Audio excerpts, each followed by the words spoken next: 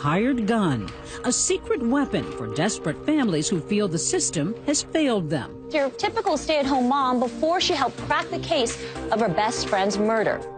Sheila has made headlines as a soccer mom who doubles as a no-nonsense private eye. Her office is her car. She's always on the go, now working overtime for two devastated moms whose young adult children died under strange circumstances. Now they're pressing wrongful death lawsuits against the people they hold responsible.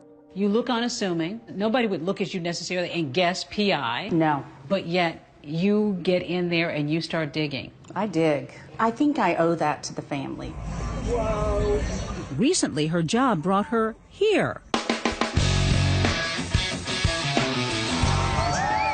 Not the typical place for a middle-aged woman. It's a sun and alcohol-soaked celebration called Wakefest. Kind of like Cancun with catfish. Each summer, small-town Smithville, Tennessee is overrun with partiers. There to cheer on wakeboarders, but mostly to float, flirt, and booze it up on Center Hill Lake. Bathing suits, bikinis, I mean, you can't go wrong. July 2015. Lauren Agee joins the fun with her longtime childhood friend Hannah Palmer. Here they are road tripping from their hometown outside Nashville. Lauren posting, "Can't wait for Wakefest this weekend."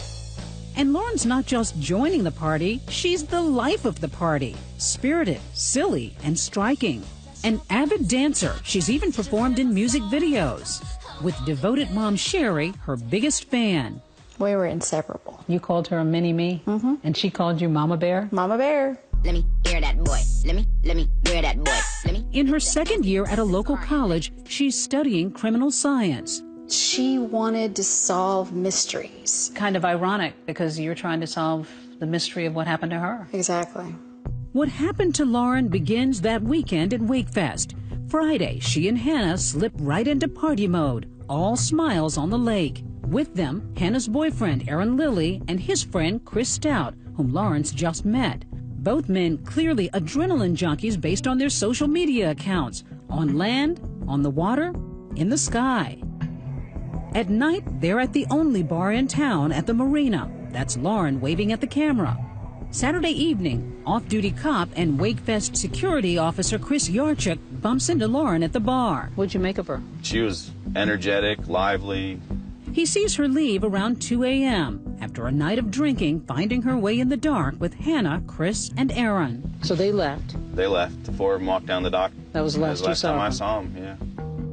They're heading to their camping spot, an outcropping across from the marina, down the lake from the houseboats that make up Wakefest. There's a 35-foot drop to the lake on one side, a breath-catching 90-foot drop on the other. Hannah and boyfriend Aaron will crash in a tent. Lauren and Chris will bunk together in a hammock on the edge of the cliff. Incredible that anyone would sleep so dangerously close to a precipice. Samantha Arnold, friends with Lauren and Hannah, was on that cliff with the group the night before Lauren's death and says it was scary but thrilling too. Oh, I was scared, so scared. It was just very steep, and I'm climbing, and then I'm going higher, and I'm like, my legs are slipping, kind of like the rocks are taking me. I think these kids enjoy the danger of it all, and they're all outdoorsy kind of guys and adventurous. Chris and Aaron would later tell police the Wakefest weekend was going well. All camped out, everything was awesome. We all drank, had a good old time. Eventually we ended up making our way all back to the campsite. The only way to get to the site is by boat, which can be eerie at night. These are the voices of Lauren and her friends captured on a video she took. We're in a canoe. It's a cliff on both sides. Oh my gosh, this is crazy. We're going into a death trap. Death trap. Tragically an apt description. The next afternoon, Sunday, locals Lynn Blair and his son Dylan are fishing in the lake. It's around 4 o'clock, and they're coasting toward a cove near the cliff. So you were going right through this little area right through here? Yes. I looked over and saw something in the water. Went ahead and stopped and was fixing to drop the anchor. What'd you think you were seeing? Well, I didn't know. It bothered me. Something bright floating in the water. Hot pink shorts. Then the stunning realization. It's a body. She's lying face down. It was terrifying. What's going through your mind? We knew it was a young lady. I'm thinking, she has a mom and a daddy. All those people's lives are going to be different from now on. Somebody's life is about to be ruined. Absolutely. That awful moment about to happen for Lauren's mom, Sherry, and her husband, Michael, who get a visit from police. He says, I'm sorry to tell you this, but your daughter didn't make it. Oh, my gosh. I said to him, where are the people that she was with? They are being questioned by police. These are recordings taken that week of Hannah, Chris, and Aaron. We need to know every step that happened. Everybody's pretty drunk. Chris tells police Lauren had been talking about leaving the campsite to go see someone. He says when they went to sleep, she was in the hammock with him. But when they woke up, Lauren was gone. I woke up and I woke him up and I said, where's Lauren? And he said, she got up a while ago. He was like, but I didn't feel her or anything. And I said, okay, have you seen her since? And he said, no. And I asked how long. He said he wasn't sure. Hannah saying she was worried, especially since Lauren's flip-flops, purse, and cell phone are still at the campsite. She didn't have her shoes. She didn't have her keys, wallet, phone. And she, would not leave without that stuff, you know? Yeah. Did any of these kids call somebody when they thought she was missing? No. They went to Wakefest, even though their friend is missing. Right. So now you're beginning to smell something funny. Right. I honestly wasn't really worried about it because I didn't think anything had happened. I didn't think anything would happen. We were like, well, maybe somebody came and got her. And then we went down to the boat dock and we waited and waited and waited. And almost seems like I'm a suspect right now, but I know you guys are just doing your job. New tonight, family and friends want to know how a 21-year-old Hendersonville woman died in Center Hill Lake. She camped this weekend on the edge of a cliff. Her body found Sunday in the water below. As for the official investigation, the early read is that Lauren, whose blood alcohol level is more than twice the legal limit, accidentally slipped and fell. The DeKalb County Sheriff says her death does not appear to be foul play. The autopsy results could take a few weeks. Not so fast. Sherry gets a phone call from a concerned officer that will put Mama Bear on the hunt. Hey, so Mrs. Smith, I don't think this was an accident. And the claws really come out when she sees this Instagram posted by Lauren's hammock mate, Chris Stout, the day after her daughter died. Wakefest 2015 went pretty good this year. Met some new friends that made it awesome. In the photo, Hannah and Aaron smiling on a boat. But worse, Sherry says that edited post originally said, best weekend ever. He wrote best weekend ever. And you're gonna put on your Instagram best weekend ever? We were appalled. Appalled and now driven to get Sheila Wysocki on the case. Sheila is a pit bull disguised as a soccer mom. She has no fear. And that soccer mom has other balls in play, including a strikingly similar case for another mom who also suspects foul play in the death of her son. So suicide is not crossing your mind at all? Never crossed my mind. Never. It's not a suicide. It is, in my opinion, a homicide. Homicide? Absolutely. Oh, in my trench coat.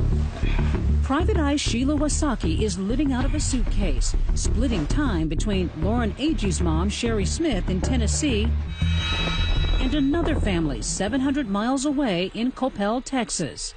Pam and John Cruz have hired the dogged detective to unpack the mystery surrounding the sudden death of their son, Jonathan. There's no way to make sense of something like this. It's just unthinkable. It should have never happened. So this is Jonathan's room. Still in shock, Pam has kept her son's old bedroom intact. Is it hard to come in here now? It gives me peace. Still has a little of his smell. I know exactly what he smelled like, so I can smell him. Very special. Life as she knew it came crashing down when this 911 call came in. Southbound 911. Oh my God. I went to himself. Ma'am, I need you to tell me where you are. I don't know. I just shooting himself on the heart. And he's dying right now. It's Jonathan's distraught girlfriend on the phone saying he shot himself, a notion Jonathan's family finds incomprehensible. And I said he did not do this. First of all, he would not have ever shot himself. So suicide is not crossing your mind at all? Never crossed my mind. Never. He had a good job. He had plans for the future. He had a brand new car, the apartment. He was going to go furniture shopping. Well, if you're going to kill yourself, you really don't need that furniture. He was just exuberant all the time. He woke up in the morning with a, like, what are we going to do today attitude every day. Actually, Danny, no, open this one first. He delighted in showering his younger sister Danny with presents. He was just a giant teddy bear, you know. Anything he could do to make somebody happy, he would do. That includes his new girlfriend, 26-year-old Brenda Lazaro. Athletic, shy, and pretty. She's a kung fu instructor. Kick him in the head, Jonathan. He, a black belt in Taekwondo. They bond over martial arts. She's also best friends with his sister Danny.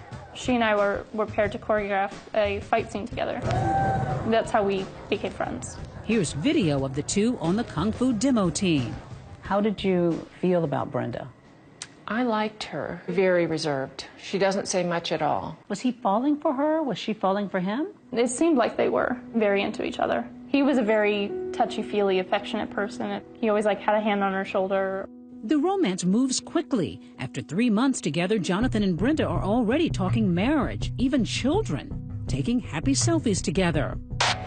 Then everything changes on Super Bowl Sunday 2014. The Seahawks are world champs. At 11:30 p.m. and that 911 call. Did he use a gun or what happened? Yes, he used a gun. Did he mean to do it? Did he do it on purpose? No. Yeah, he did on purpose. That's Brenda on the line saying her boyfriend just shot himself in bed. Hold on, listen to me. Listen to me. We got to be able to find you, so I need you to find some way to tell me what the address is. Frantic, it takes her minutes to finally give the exact location of Jonathan's new apartment. Strange, since she helped pick it out. And she kept saying, I don't know, no. All these hesitant, stalling tactics. It was like pulling teeth to get her to say anything. We're just having a discussion, and we're just talking, and he just said he loved me, and I didn't believe him. And he said he was gonna burn the heel. Okay. Out of the blue, a gunshot. I didn't know that he had a gun. That 911 call strikes Sheila as odd.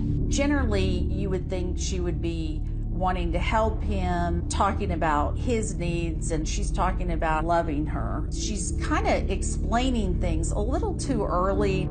Her boyfriend had apparently ended his life with a single shot to the chest. It was just unreal. And I remember there's a picture of him sitting there in this little Boy Scout uniform, just holding it like some baby, if I could hug it. Did you ever know that you're my hero? I think I'm the luckiest guy in the world to be able to say that that guy right there is my brother. Days later, the short but full life of 27-year-old Jonathan Cruz. You knew that he was kind, he was loving, he was big and bold. Is celebrated by his heartbroken family. He touched lives in ways that we had no idea. In a series of photographs, the ball boy, the Boy Scout, the boyfriend. But missing from his funeral, his girlfriend, the last person to see him alive. His girlfriend didn't show up at the funeral? No. Or the viewing. Or the viewing. She told me that she couldn't do it. She was too upset. Hours after the funeral, Jonathan's sister Danny says she gets her first indication something's off with Brenda. She went crazy on me. She was complaining that she wasn't involved enough. None of you thought for a second to acknowledge our love during his funeral. I was just mad. How dare you say these crazy things? How dare you make demands? Pam Cruz wants justice for her son Jonathan. Police have made no arrests. They haven't closed the case, but it's inactive. Sheila Wasaki is anything but. She's been investigating for 18 months, gathering evidence for a wrongful death suit, challenging the autopsy report, which declares Jonathan's manner of death undetermined. So this is Jonathan's exact apartment. Sheila takes me back to Jonathan's apartment. And the bedroom is back here. To point out what she says are red flags in the case. So this is where he was found. This is where Jonathan was found. And he was positioned at the edge of the bed. In the bed, we place a dummy and prop gun so she can demonstrate her theory. He was right-handed. There was gunpowder on the top of his hand, so there was none on his palm. His left hand had 0 gunpowder. What initially concerned you about this? Because when you think about it, a guy who knows guns well, Right. He's lying in bed and he shoots himself in the torso? But notice what you just did. You did the easiest hand to shoot in the torso. The left hand. No gunpowder residue. So he would have had to go around. And he couldn't. Gunshot residue can't always point to the shooter, but Sheila points to something else. If you're going to kill yourself, generally you shoot in the mouth. You shoot upward. You don't lay down getting ready for bed and shoot yourself. But if Jonathan didn't shoot himself, then who did? Sheila says critical information came from this couple, Emily and Jacob Ramsey, Jonathan's dearest friends. They'd gone out to dinner with Jonathan and Brenda. I walked in, gave him a big hug. Jacob gave him a hug, and then we sat down at the table and just proceeded to try and get to know Brenda at that time. What did you think, Jacob, when you met her? Most of the girlfriends he's had in the past were very vivacious, very alive. Brenda was completely opposite. She was just kind of shut off. The double date is a dud. Brenda making a dismal impression and apparently becoming jealous of the hello hug between Jonathan and Emily. He hugged Emily, which put Brenda over the edge. She wanted to isolate Jonathan. She later ups the ante with her new love, forcing him to unfriend women from his Facebook page. Were you worried about him and Brenda? In my head, I just thought, here's another crazy girl that he's dating. But it seems that after 2 months, Brenda's still fuming over that platonic hug. Jonathan's concerned he must now choose between Emily and Brenda. You know, the things that she was trying to make him do, and they were deal breakers for him. Texting his sister. Choices are A, fight it and try to make it better. B, choose Brenda. C, refuse to give up either and see if Brenda ends it. D, end it with Brenda now. Later that same day, he told me D was his final choice. So there was no doubt in your mind that he aimed to break up with Brenda? Mm-hmm. Jonathan knew the relationship with Brenda was becoming toxic and he needed to get out. Hey, good morning on this Super Bowl Sunday. The next day, that fateful Super Bowl Sunday, he meets up with Emily and Jacob at this Mexican restaurant, telling them that Brenda's threatened by his friendship with Emily. When unexpectedly, the martial arts master makes a menacing phone call. She just started yelling at me and telling me that I was a disrespectful little girl. So she's verbally attacking you. You hug my man, that's so rude, you stay off my man. And I said, well, he's my really good friend and we've never dated each other, we've never kissed, it's never been anything like that. Rage. This girl had rage. Irrational, unstable rage. During their goodbyes, Jonathan tells his friends he's breaking up with Brenda that night. Later, after the Super Bowl's ended, Emily gets a peculiar text from Jonathan's number. I want to die. Period. Had you ever gotten anything like that from him before? No. I was just kind of like, what is going on? Like, that's so weird. Despite her multiple phone calls, radio silence from Jonathan. Until the next morning. My phone rang, and it was Jonathan's brother. He just said it like, John's dead. I immediately broke down. You know, it's something that I'd never experienced before. 11:37, Jacob called me hysterical. Just sobbing, saying, he's dead. Like, he was shot, he's dead. She then remembers that weird text message. It was all coming in, like, something is wrong. She texted me. That was not him. He would have never texted me that. You're thinking Brenda texted you? Yes. Later, Emily calls police and also tells Jonathan's mom, Pam, of her suspicions of Brenda. My mother's heart was like, okay, this makes sense now. I knew right then. I knew. And what did you know? That she had done it. Why would she do it? What sounds like pathological jealousy problem going on. That's a story you hear every day. You know, people kill for that reason all the time. Pam's convinced that her son didn't commit suicide, that he was killed. So how do you think it might have happened? I believe she walked up and shot him, and then he rolled over. Jonathan was shot on the left side of the chest. The bullet passed through his body and lodged into the mattress. For Sheila, that bullet trajectory is key. For him to have done it himself, he would have had to shoot himself downward? Yes. But if, as Sheila believes, Brenda fired the gun standing over him, it's an exact shot. And what's interesting is in the 911 call, Brenda says he was shot in the heart. I believe that's exactly where she was aiming. He broke her heart that night by breaking up with her. And then she shoots him, possibly in the heart, you think? Right. I believe she was aiming for the heart. And speaking of that 911 call, Sheila says there's a lot of information to be gleaned from it. Take a second listen. Did he mean to do it? Did he do it on purpose? No. Yeah, he did on purpose. I think she answered it honestly, saying, no, he didn't do it on purpose, and then caught herself. A Freudian slip. It's definitely something to stop and think about in an investigation. How frustrating was it for you that police just didn't seem to turn anything up? There have been other police officers who have looked at this and are scratching their heads as to why there has not been an arrest. And so we scratch our heads right along with them. Private Eye Sheila Wasaki's been working the Lauren Agee case on land and lake. Back in Smithville, Tennessee, where Lauren's body was discovered after camping on a cliff with her friend Hannah Palmer, Hannah's boyfriend Aaron Lilly, and his friend Chris Stout. To Sherry Smith's dismay, DeKalb County Police have closed the case on her daughter, finding no evidence of foul play.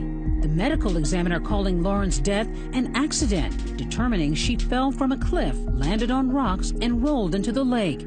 Sheila has her own opinions and begins locating witnesses and assembling evidence filed later in Sherry's wrongful death lawsuit. When you start looking at the autopsy and the crime scene photos and you look at her injuries, they weren't adding up. Sheila points out hemorrhaging in Lauren's neck and sees a possible sign of strangulation. Somebody either held her down or choked her.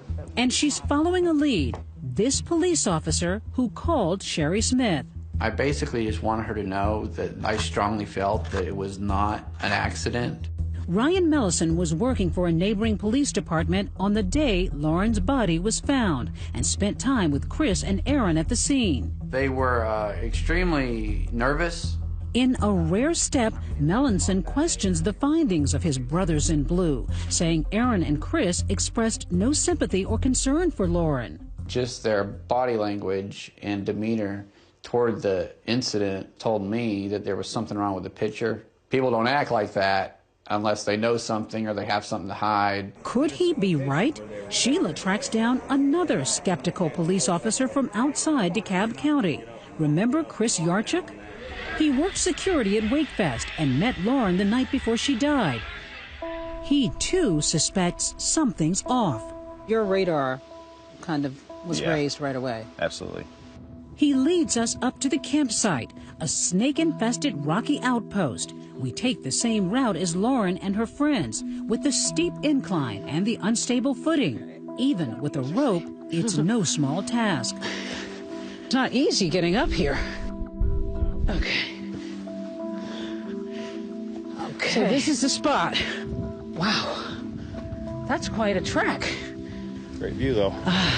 The terrain, treacherous, even in daylight. It's hard to believe that they came up here in the middle of the night, and they're intoxicated, too. This area here is where Lauren and the others set up their campsite. Do you believe she slipped down this hill and fell to her death? I do not. Yarchuk's main question, how did Lauren's body end up in a cove, hundreds of feet away from the cliff? If she fell off the steep side, her body would have had to travel around a large bend. And if she fell off the other side with the more gradual incline, he wonders, would she have ended up in the water?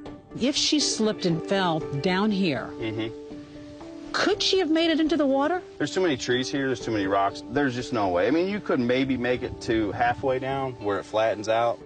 In an unscientific demonstration, he shows us his theory with a mannequin. Similar size and weight, 105-pound dummy, and I'll just drop it going forward.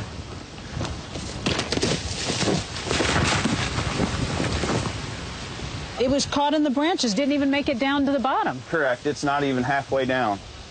Yarchik alleges police skipped fundamental steps in their investigation, including properly securing the scene and collecting a rape kit.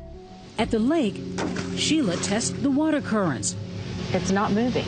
If she had fallen here, maybe she might have made it to this cove? I don't think so. I think she'd stay here based on the currents.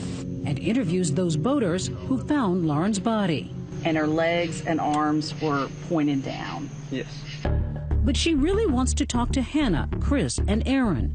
Sheila takes a trip from Smithville to the Sunshine State. I flew to Florida. To talk to Hannah. To talk to Hannah. Hannah and Aaron moved to South Florida soon after Lauren's death. Here they are on social media enjoying the sun and surf. When Sheila arrives for a chat, Hannah is willing.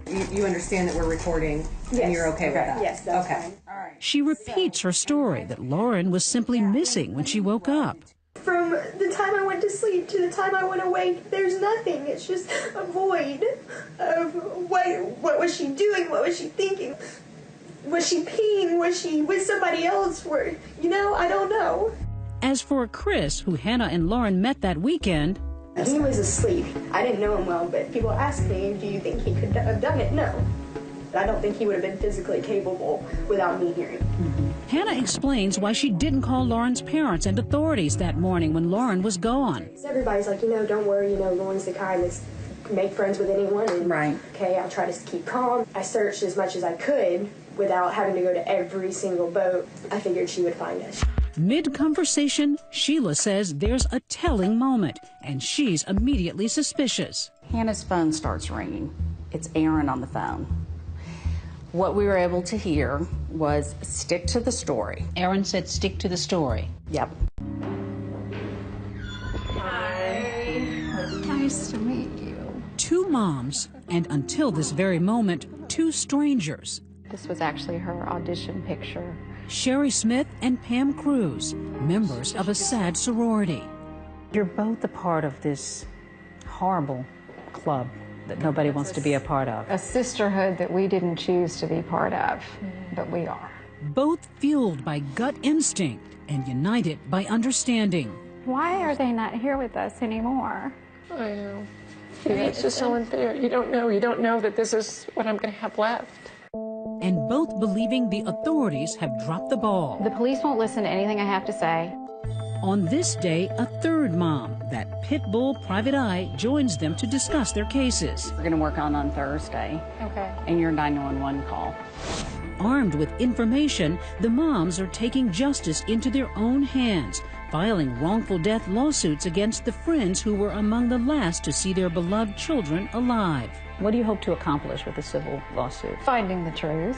That all the lies will be uncovered, all the truth will be uncovered. Uncovered, they say, because in a civil suit, defendants are required to testify under oath, meaning that perhaps for the first time, Brenda Lazaro may be directly asked the question, did you shoot your boyfriend, Jonathan Cruz? During her deposition, we asked that question, did you shoot Jonathan Cruz? And she took the Fifth Amendment. Pleading the Fifth, the right not to answer because she may incriminate herself. If you have nothing to hide, why not just tell what happened? Just tell. Brenda won't talk, but in their deposition, some of the people closest to her do. Friends, family members, kung fu teammates. Some saying they don't think Brenda would kill. She's too sweet. I don't think she's capable of murder. She's a very bright and bubbly person. Others recounting conflicting stories of what Brenda told them. He put a gun to his heart.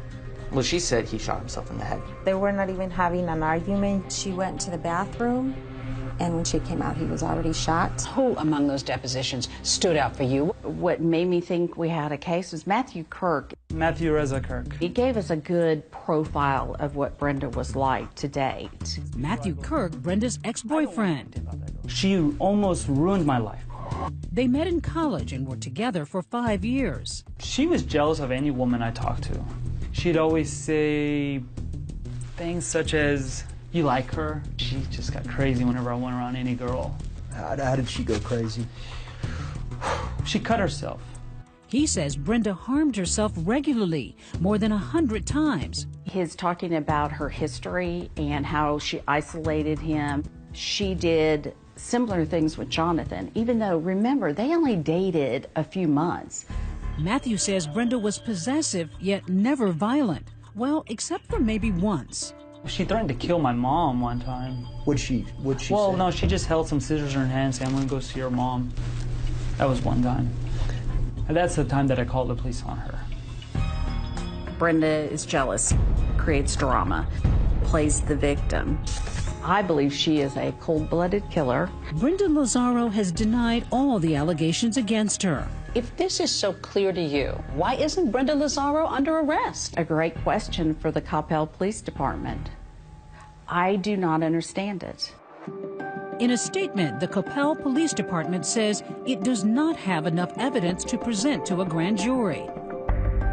We tracked down Brenda Lazaro, still working at that kung fu school just minutes away from the Cruz home. She's now married with a baby. Both Brenda and her attorneys declined to comment on the lawsuit. You've lost your brother, and she is living her life. I think it's hideous. What do you want her to know? I want her to know that she is not fooling everyone. That there are people out there who know exactly who she is. As for Lauren Agee, her Cliffside friends are also moving on, for better or worse. According to Facebook, Hannah and Aaron are now engaged, while Chris Stout is currently in jail for an unrelated DUI charge. And like Brenda, all pleaded the fifth in the wrongful death lawsuit filed against them. Hannah, Chris, and Aaron deny they had anything to do with Lauren's death. Hannah Palmer declined to speak with us, but her friend Samantha Arnold did. Hannah and Lauren, and knowing the connection that they had with each other, that Hannah couldn't possibly do anything like that to her. The entire lawsuit is, if I have to say it, bogus. To a lot of people, you look like heartbroken parents who want to blame kids for the death of your daughter. So be it. Yes, we are grieving parents. We're grieving every day, but we just want the truth. While Brenda Lazaro, Jonathan Cruz's ex-girlfriend, continues honing her martial arts skills, Pam Cruz awaits a day in court against her. And Sherry Smith finally gets her day of reckoning, nearly 2 years after losing her daughter. A judge is about to decide if her wrongful death lawsuit against Hannah Palmer can proceed. I'm not nervous. I'm just, yeah, I'm nervous.